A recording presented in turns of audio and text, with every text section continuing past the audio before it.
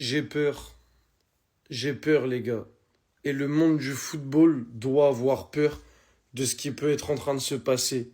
Lamine Yamal, le meilleur joueur du monde, le joueur frisson, va peut-être rater la Coupe du Monde parce qu'il est sorti sur blessure. Rien que le dire, j'ai la boule au ventre. Je suis comme un fou.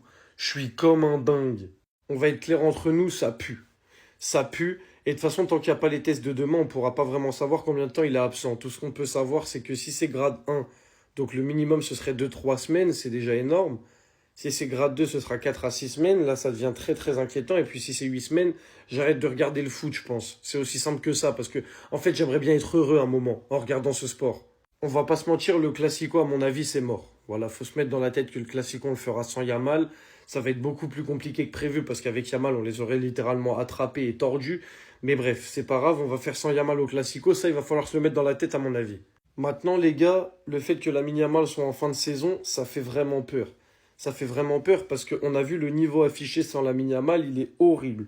La deuxième mi-temps, elle est horrifiante à regarder. J'espère que c'était juste un mauvais match et que c'est pas comme ça que l'équipe joue sans Lamine Yamal et sans Rafinha sur le terrain parce que ça fait vraiment peur.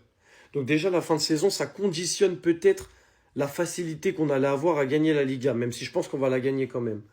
Maintenant, s'il fait pas la Coupe du Monde, qui est pour moi déjà son dernier espoir de prendre le Ballon d'Or, et en plus de ça, étant espagnol, je veux Lamine Yamal dans mon équipe à la Coupe du Monde, parce que l'Espagne avec et l'Espagne sans Lamine Yamal, ça n'a rien à voir, évidemment, étant donné que c'est le meilleur joueur du monde.